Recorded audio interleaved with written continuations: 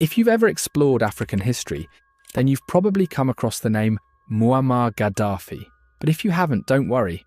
You're about to learn something fascinating. Gaddafi was one of the most controversial leaders Africa has ever seen. Born on June 7th, 1942, in a small Libyan town called Qasr Abu Hadi, he rose to power in 1969 and held on to it for a staggering 42 years. That's more than 4 decades of ruling Libya, until it all came crashing down in 2011. His story didn't have a peaceful ending.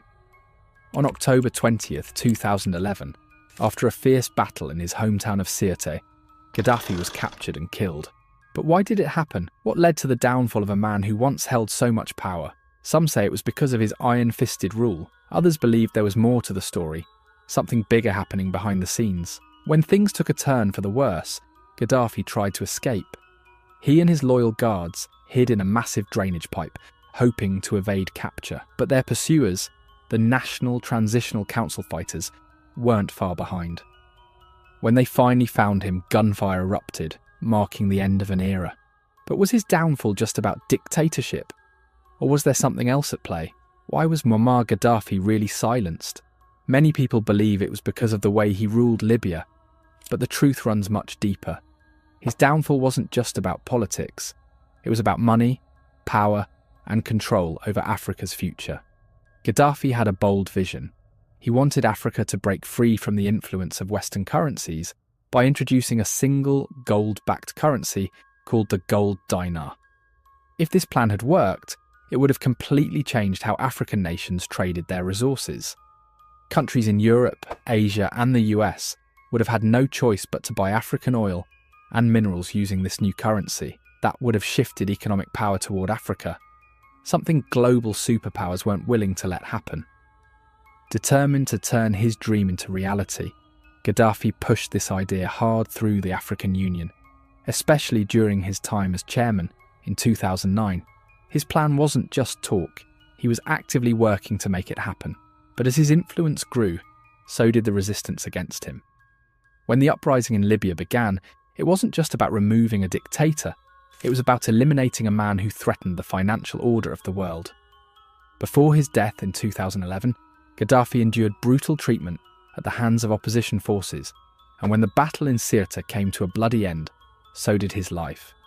Muammar Gaddafi had a plan that could have changed the entire economic landscape of Africa, and that made a lot of powerful nations very uneasy. His idea was simple but revolutionary: create a new gold-backed currency for Africa, the gold dinar. If this became a reality, African nations would no longer rely on the US dollar or the euro to trade their oil and natural resources. Instead, countries buying from Africa would have to use this new currency, shifting financial power away from Western economies. That was a threat the West wasn't willing to ignore. The idea wasn't just talk. Gaddafi had the resources to make it happen.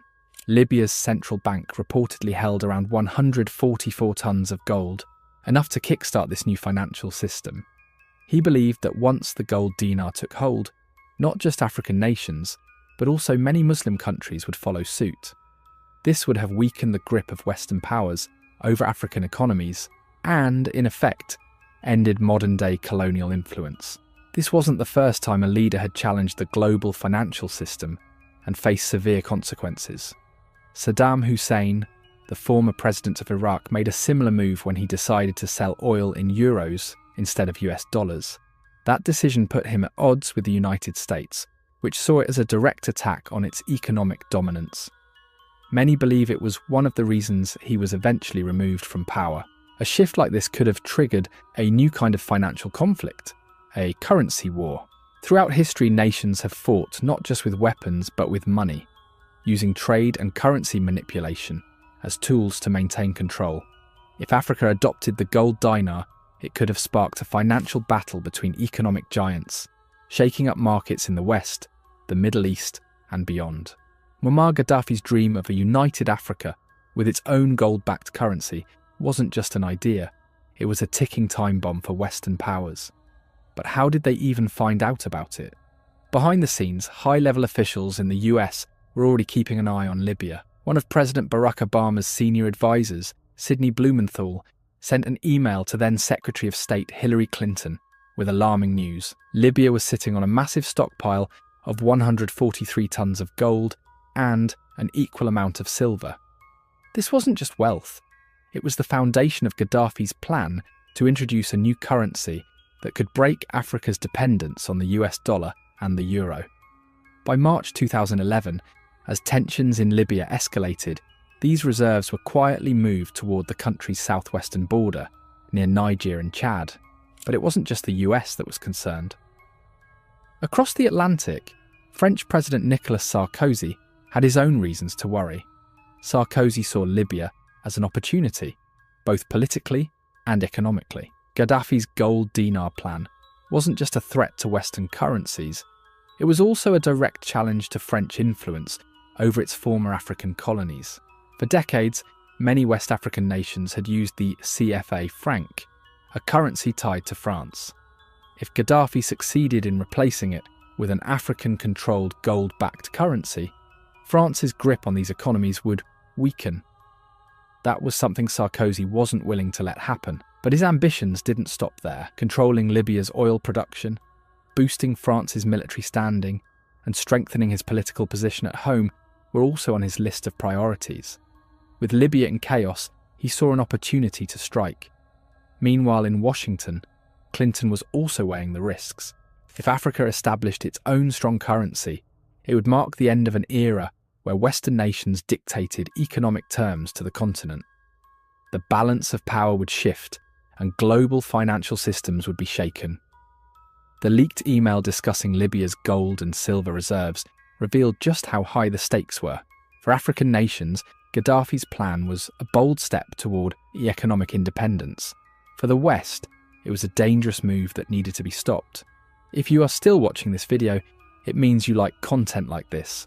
Why not take out a second and hit that like button so that it reaches more Africans? Have you done that? Let us move on. Gaddafi's plan could have rewritten Africa's economic future. His idea, a single gold-backed currency known as the gold dinar. This wasn't just about money, it was about independence. Gaddafi wanted African nations to stop using the US dollar for oil sales and instead trade using their own wealth-backed currency. This move would have redirected oil revenues away from Western-controlled banks and straight into the hands of African governments.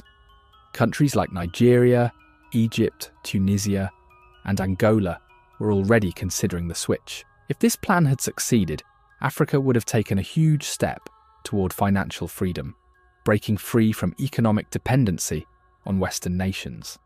But before the gold dinar could become a reality, everything changed. In March 2011, NATO forces launched a military campaign in Libya, claiming it was to protect human rights and promote democracy. Many Libyans, influenced by Western media, believed these promises. But behind the scenes, something much bigger was at play. For over 42 years, Gaddafi had maintained power by uniting Libya's many tribes, offering free healthcare, nearly free gasoline, affordable education, and even a state-funded water system. His leadership had its critics, but it also provided stability. When Gaddafi was removed, Libya fell into chaos, and the dream of a gold-backed African currency was buried with him. He wanted to free Libya and the entire continent from reliance on Western-controlled banking systems. His solution? Backed by Libya's vast reserves of gold. This wasn't just an idea, it was already in motion. Several African nations were eager to join him, ready to ditch the US dollar for oil sales and embrace a currency that Africa controlled. If this had worked, it would have sent shockwaves through the global economy, cutting into the profits of Western financial institutions that had long benefited from Africa's dependence on their money.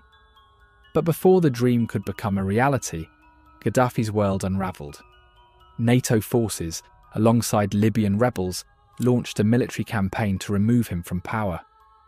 As the fighting intensified, Gaddafi was forced to flee, eventually hiding in a drainage pipe on the outskirts of Sirte. When NATO-backed fighters found him, they opened fire, hitting him in the leg and back. Reports later emerged that someone from his own circle may have also shot him to prevent him from being captured alive. Moments later, Libya's longtime leader was dead. Videos of his final moments quickly spread across the internet, showing the brutal end of a man who had ruled for over 4 decades. His son, Mu'tasim Gaddafi, was also killed, and both were quietly buried just days later. Why did powerful entities really had to silence Gaddafi? Muammar Gaddafi wasn't just a leader, he was a game changer. His policies gave Libyans benefits that many people around the world, but what made life better for his people also made him a major threat to powerful interests outside Libya. Let's break down some of the things he did that upset his opponents. 1. Free electricity for everyone. Imagine never having to pay an electricity bill. Under Gaddafi, power was free for all Libyan citizens. No monthly bills, no hidden fees, just free electricity, courtesy of the state. 2. Nearly free gas, healthcare and education. Fuel was so cheap in Libya that filling up a car's tank cost less than a bottle of water. Healthcare and education were heavily subsidised, making them almost free for everyone. Whether you needed medical treatment or wanted to study, money was never an obstacle. 3. A massive gold reserve. Libya had a massive stockpile of gold, around 143 tons according to leaked reports. The same amount of silver was stored away too. If Gaddafi had used these reserves to back a new currency, Libya could have become one of the richest and most powerful nations in Africa, shaking up the global financial system. 4th, interest-free loans. Libyan banks operated under a unique system. Loans were given at 0% interest by law. People could borrow money without worrying about paying back extra, which made home ownership and business growth much easier. 5. Housing was a basic right. Gaddafi believed that every Libyan deserved a home. He even promised that he wouldn't move into his own house until every citizen had one first.